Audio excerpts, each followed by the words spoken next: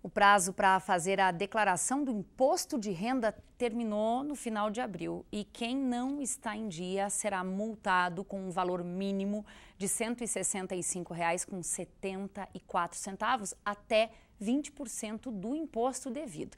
Quem tem mais informações sobre o que acontece a partir de agora para quem não declarou o imposto de renda e outras informações é o delegado da Receita Federal de Passo Fundo, Leandro Tessaro Ramos. Seja muito bem-vindo à Hora da Notícia. Olá, Eu quero começar já lhe perguntando quantas declarações a nossa delegacia regional aqui em Passo Fundo recebeu neste ano.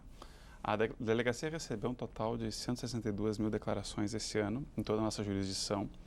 Em Passo Fundo foram mais de 60 mil declarações, um acréscimo de 5% em relação ao ano passado, no total de declarações entregues aqui na região. Agora, Leandro, esse número é o esperado? Que número é esse de declarações que acabaram não sendo entregues segundo a estimativa de vocês? Existia uma expectativa nacional, inclusive, de um aumento de 3%, até superou as expectativas, mas a gente tem ainda uma expectativa de que em torno de 2% do total de declarações que seriam entregues, vão ser entregues agora nos próximos meses em atraso. Para começar, tem essa multa aí que eu falei que parte desse valor, R$ 165,74. Qual é o procedimento para quem não entregou até o último dia de abril? Certo. Desde o dia 2 de maio já está disponível a possibilidade de entrega em atraso no próprio programa original da declaração de imposto de renda. Ele já calcula na hora a multa. R$ 165 é o valor mínimo. E se tu tens imposto devido, né, terminou a declaração e surgiu um saldo de imposto a pagar, a multa ela vai de 1% sobre o saldo de imposto, corrigindo até 20%, que é a multa mais pesada. Então, quem tem, por exemplo, imposto devido, está em atraso e cada mês que demorar pode ficar mais complicada a situação. Essa multa não é fixa, ela vai aumentando a cada mês que passa. Então, esse é o cuidado que tem que ser dado. A primeira orientação é buscar o próprio site e, a partir ali do sistema mesmo, começar esse processo, ou buscar a ajuda de um profissional. Exatamente. O quanto antes para evitar que essa multa aumente, né, nos casos em que tem imposto a pagar.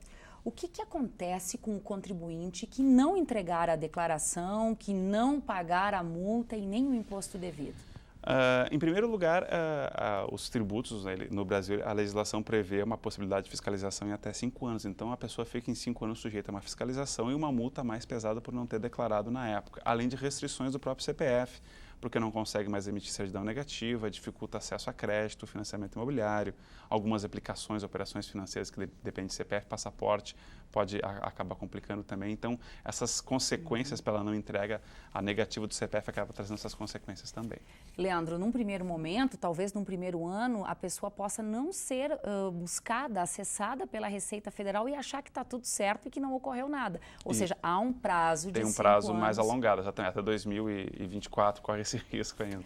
Bom, é importante também a gente falar sobre a malha, o que a gente chama popularmente de malha fina. Algumas pessoas são chamadas a prestar mais esclarecimentos à Receita Federal. Por que que isso acontece? Exato. Como funciona? Existe uma série de sistemas de operações financeiras, operações imobiliárias, operações despesas médicas, educacionais, que são alimentadas, que são cruzadas com a Receita. Então, as entidades têm uma série de declarações, além da declaração do imposto de renda, que são prestadas. Esse cruzamento, após a entrega do imposto de renda da pessoa física, é feito esse cruzamento, esse batimento das informações.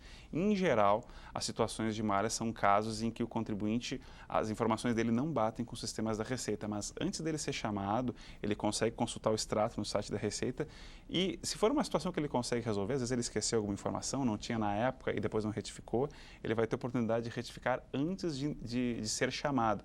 Quem é chamado são só casos em que a gente não consegue fazer esse batimento e, ao mesmo tempo, o contribuinte não conseguiu retificar por conta própria.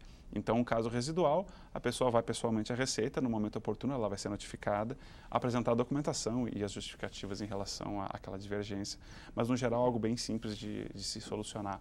Leandro, como a pessoa chega até esse contribuinte? Como é que a Receita se comunica? Vai ser um e-mail? Vai ser uma ligação? Geralmente é por correspondência, carta registrada para o domicílio tributário do contribuinte, por isso que é importante sempre na declaração atualizar o endereço. E além disso tem o domicílio tributário eletrônico, que é uma caixa postal no site da Receita para os casos específicos de contribuintes que têm certificado digital e que optaram por esse domicílio, mas a grande maioria dos contribuintes ainda é pelo endereço físico, né, que é o endereço oficial que ele informa no site da Receita. Perfeito. Só para a gente fechar aqui, a Receita está passando por uma reestruturação, isso em nível nacional. Perfeito. De que forma isso pode impactar a unidade local, a regional aqui de Passo Fundo? O que se sabe já a respeito disso? Perfeito. A Receita Federal, desde o ano passado, já vem revendo alguns procedimentos internos de tentar otimizar o modelo para melhorar a forma de trabalho, seja pela mudança do sistema de tecnologia, pela redução de servidores.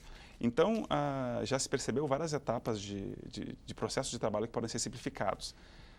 E isso está tendo um reflexo nacional. Também agora, no início do ano, o próprio governo federal, ao assumir, fez um corte de funções que acelerou esse processo de readequação. E a Receita está num processo de repensar a sua estrutura, mas não tem como consequência, por exemplo, isso já é importante salientar, o fechamento de nenhuma unidade na nossa região. Então, as 4 unidades, tanto Passo Fundo e as agências de Lagoa Vermelha, Carazinho e Erechim, vão ser mantidas nesse processo. O que pode acontecer ainda, isso ainda está em encerramento de fases de estudo, é mudar algum porte de alguma dessas unidades. Então, pode ser que ou a delegacia ou alguma agência mude a sua estrutura organizacional, mas não vai deixar de atender a população, nem tampouco prestar os serviços. O fato é que muitas coisas nos próximos meses, nos próximos anos, inclusive, vão ser feitas à distância, cada vez mais pela internet, por aplicativos, e essa realidade acaba afetando a estrutura física também. Perfeito. A gente segue acompanhando as situações locais aqui. Te desejo uma boa semana de trabalho. Muito obrigada. Para você também. Obrigada. Muito obrigado.